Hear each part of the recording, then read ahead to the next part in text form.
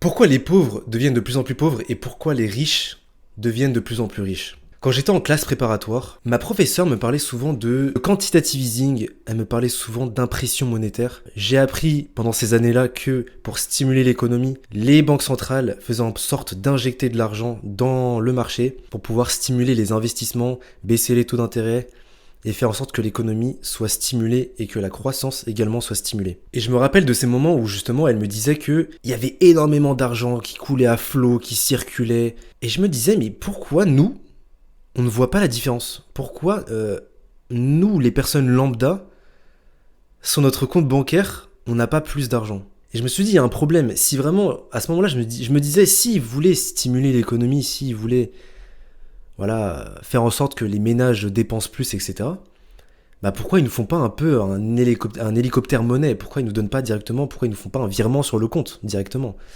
Bien évidemment, j'ai compris après que ça allait poser des problèmes d'inflation, etc., et puis que ça marche pas comme ça.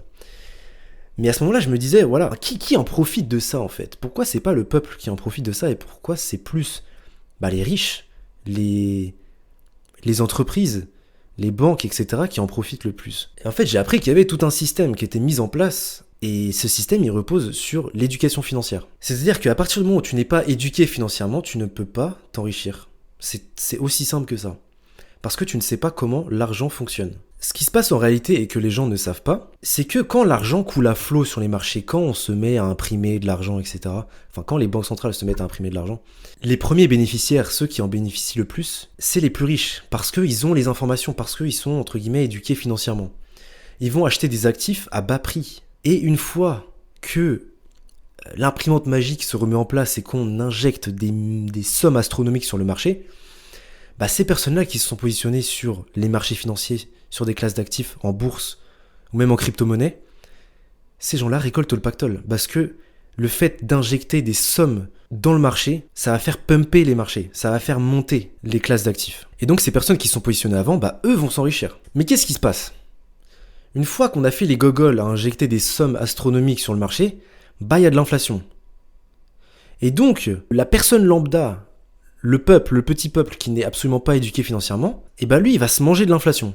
Il va se manger de l'inflation, et donc lui n'a pas profité de cet afflux de monnaie, mais en plus de ça, les prix augmentent. Et comme les prix augmentent, mais que les salaires n'augmentent pas en conséquence, en fait, on peut acheter toujours moins de choses. Et les gens s'appauvrissent. Et comme les choses coûtent cher, qu'est-ce qu'on va faire? On va faire des prêts, on va faire des emprunts à la banque. Et encore une fois, c'est sur ça que l'économie marche. Mais ce qui est aberrant, c'est que quand les gens empruntent, ils empruntent de la fausse monnaie, ils empruntent juste des petits numéros que les banques ont tapés sur leur compte. Et ils payent des intérêts dessus.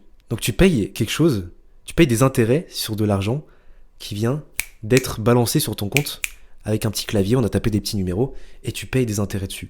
Donc au final, la personne qui n'est pas éduquée financièrement, non seulement elle se mange de l'inflation, mais en plus, elle achète des passifs, sur de la fausse monnaie en plus. C'est fou quand même. Et donc, ça me fait rire parce que je repense aux gens qui nous disent « La bourse, vous pouvez perdre tout votre argent, la bourse c'est risqué, nanana, j'y connais rien, mais j'ai pas envie parce que les gens pensent que c'est la loterie. » En fait, ils ont pas compris que c'était tout le système qui était comme ça. Ils ont pas compris que, ok, t'as peur, mais tu te retiens d'apprendre parce que t'as peur. Et donc, en fait, tu vas jamais t'enrichir. Et c'est la plupart des gens. Et je repense aux gens qui me disent, ouais, mais imagine, tu perds tout. Imagine.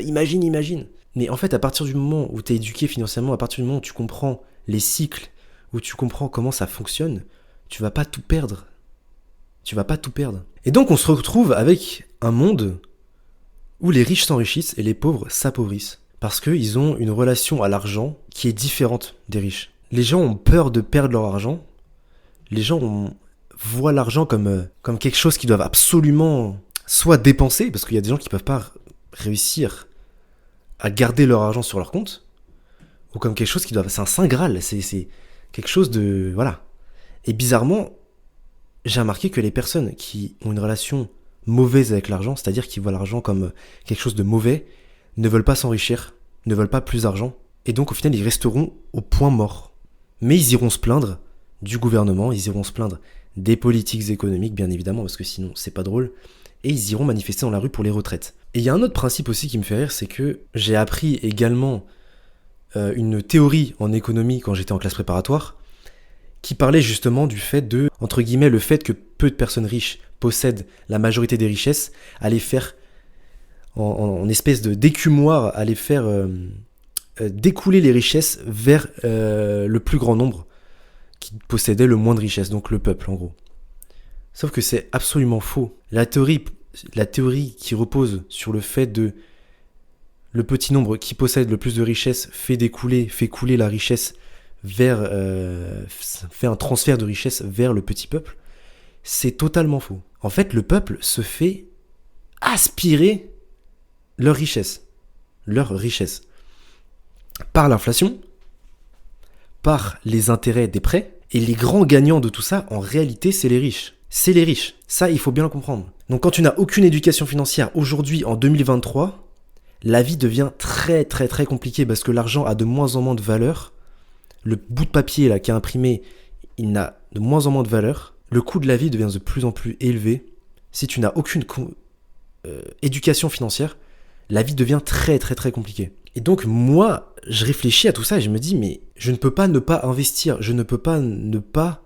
En fait, ça devient une obligation d'investir. Ça devient une obligation. Tu ne peux pas, là, ne pas investir en 2023. À part si tu veux être constamment dans la survie. Constamment être en train de survivre à avoir que 100 € à la fin du mois, là, et puis à galérer, en fait. Ça devient une obligation. Pour moi, aujourd'hui, la meilleure opportunité pour s'enrichir, frère, fructifier son argent, et réellement gagner de l'argent, et pas rester tout le temps à la même somme sur le compte en banque, pour moi, en ce moment, c'est la crypto-monnaie. Pour moi, c'est un secteur d'avenir. Les monnaies digitales vont être avec la technologie blockchain, vont se servir de la technologie blockchain. Donc quand les gens viennent me dire que la crypto-monnaie, Askip, c'est mort, Askip, ça remontera jamais, patati patata, ça me fait bien rigoler. Qu'est-ce qu'on a appris depuis ces dernières années ? S'il y a une chose que j'ai appris depuis ces dernières années, c'était ne pas suivre la masse. Période Covid, etc. On a très bien compris que suivre la masse, écouter les avis des gens, c'était la pire chose à faire. On a bien compris aussi que les politiciens fonctionnaient d'une manière suivante, c'est-à-dire, ils te disent une chose et ils font le contraire juste après. Alors pourquoi aujourd'hui, en 2023, je vais me mettre à écouter la masse ? Pourquoi je vais me mettre à écouter les avis des gens qui me sortent que la crypto-monnaie, c'est mort ? Pourquoi je vais me mettre à suivre la masse ? Et ce qui est drôle, c'est que tu vois BlackRock, qui au départ te dit, voilà, hein, les crypto-monnaies, c'est l'argent des drogués, c'est fait pour faire du blanchiment d'argent, etc. Et juste après, t'as Larry Fink qui te sort, ah mais voilà, hein, les crypto-monnaies, la blockchain, la tokenisation, ça va être quelque chose qui va être intéressant et dominant dans les années à suivre. La tokenisation des actifs réels. Hein, l'euro numérique, le dollar numérique, les monnaies numériques, tout ça c'est fait avec la technologie blockchain. C'est une technologie qui est hyper intéressante. Et donc, ils trash talk la technologie, ils trash talk les crypto-monnaies pendant que dans leur petit coin, ils préparent leur plan. Et après, ils arrivent et ils te font, ouais, en fait, non, la crypto-monnaie, c'est pas si mal, en fait. Tu vois ? C'est comme ça que ça fonctionne. C'est comme ça que ça fonctionne. Donc, suivre la masse, c'est suivre les gens qui ne sont pas éduqués financièrement.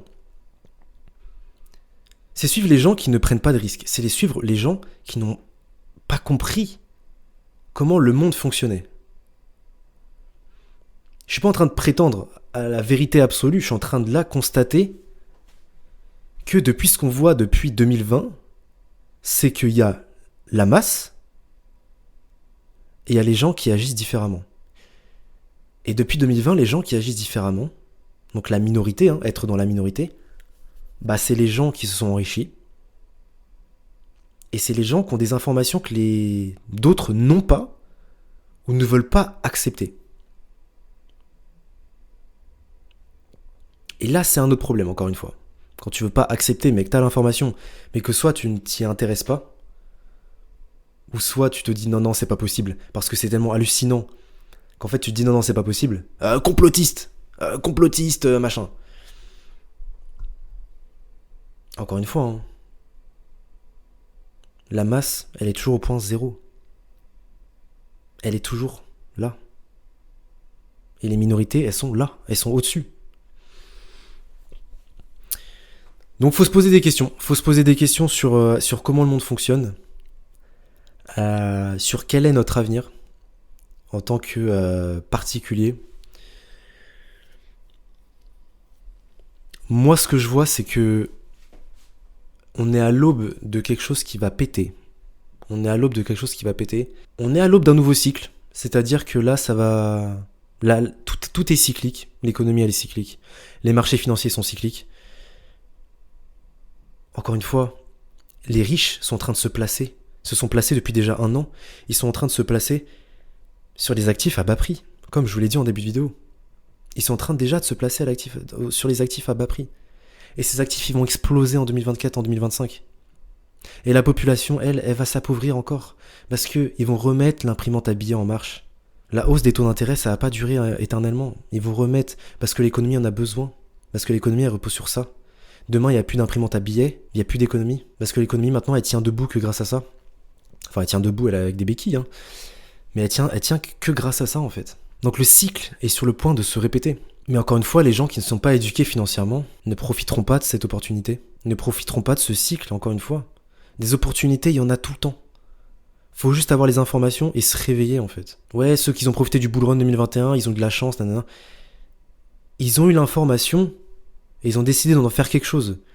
Combien de personnes ont entendu parler des crypto-monnaies déjà en 2020, déjà en 2019, plein de gens, moi y compris, et j'avais l'information et j'ai pas creusé. Ouais, les crypto-monnaies, c'est quoi? Je sais pas. Ouais, ça a l'air compliqué. Ouais, bah, j'y vais pas. Voilà. Et pendant ce temps-là, tu restes pauvre, t'es pas éduqué financièrement, tu sais pas comment le monde y fonctionne, et rien ne se passe. Et juste tu te plains de la hausse des prix, tu te plains des politiques, et rien ne se passe. En réalité, c'est hyper passionnant. Je trouve que c'est hyper passionnant parce que tu vois que le monde, il évolue à une vitesse folle. Tu vois que les choses bougent. Et tu vois également que, en réalité, tout ce qui te bloque, c'est ton mode de pensée. C'est ton mode de pensée. Si aujourd'hui tu as une relation à l'argent où tu te dis que l'argent c'est démoniaque, que tu ne veux pas plus d'argent, par peur peut-être aussi de te faire juger. Il y a des gens qui ont peur de se faire juger parce qu'ils sont de gauche ou je ne sais pas quoi, et qui ont peur de dire ouais je veux plus d'argent. Ouais je veux être riche. Il y a des gens qui ont peur. Mais derrière ils se plaignent. Mais si vous avez une mauvaise relation avec l'argent, c'est peut-être parce que vous avez une mauvaise vision de l'argent, vous savez pas, enfin, votre vision de l'argent est pas bonne. L'argent, c'est juste une énergie, c'est juste un moyen d'échange. C'est pas la vie. L'argent, c'est pas la vie. L'argent ne doit pas décider de qui tu es, ou l'argent ne doit pas décider de comment tu te sens, de ton identité. L'argent, ce n'est pas ton identité. L'argent, ce que ça va t'offrir, c'est la liberté. C'est le fait de pouvoir agir rapidement, où tu veux, quand tu veux. C'est juste ça. Et encore une fois, on me demande souvent, on me pose la question, ouais, imagine là, tu perds tout demain, voilà. J'ai investi entre 9 et 10 000 euros en crypto-monnaie, et les gens, souvent, ils me disent, putain, t'es un malade. T'as investi tous tes sous. À la banque, je n'ai rien. À la banque, j'ai rien du tout. J'ai investi tous mes sous en crypto-monnaie, voilà, imagine demain, tu perds tout. Alors, il y en a qui vont me dire que t'es un malade, enfin, il y en a qui vont me dire que je suis un malade, il y en a qui vont me dire que, voilà, gestion du risque, etc., nul à chier. Et moi, je me dis, mais en fait, demain, en fait, j'ai rien. Je n'ai rien. Encore une fois, cet argent, j'ai une espèce de vision de l'argent, d'abondance, entre guillemets. C'est-à-dire que l'argent, là, c'est comme si je ne l'avais pas. Elle est investie, mais je ne l'ai pas. C'est comme si je considérais que je ne l'avais pas. Ça m'empêche pas de vivre. C'est-à-dire que là, aujourd'hui, je peux me nourrir, je peux me déplacer, je peux me faire des petits plaisirs. Ça ne change rien à ma vie. Demain, je perds ces 10 000 euros, mais en fait, ça ne va rien changer à ma vie et je vais recommencer au prochain cycle. Il y aura toujours des opportunités, je vais recommencer à chaque cycle parce que c'est comme ça qu'on doit en réalité fonctionner. À partir du moment où tu comprends comment ça marche et que tu vois les opportunités devant toi, tu ne peux pas ne pas y aller. C'est pas possible. Tu ne peux pas ne pas y aller. Tu es obligé de saisir ces opportunités parce que la récompense, c'est la liberté. La récompense, c'est progresser dans le jeu. Parce que c'est un jeu. Les amis, j'espère que cette vidéo elle vous aura aidé. J'espère qu'elle vous aura informé, vous aura appris quelque chose. En attendant, nous on se retrouve pour la prochaine vidéo. Ciao tout le monde.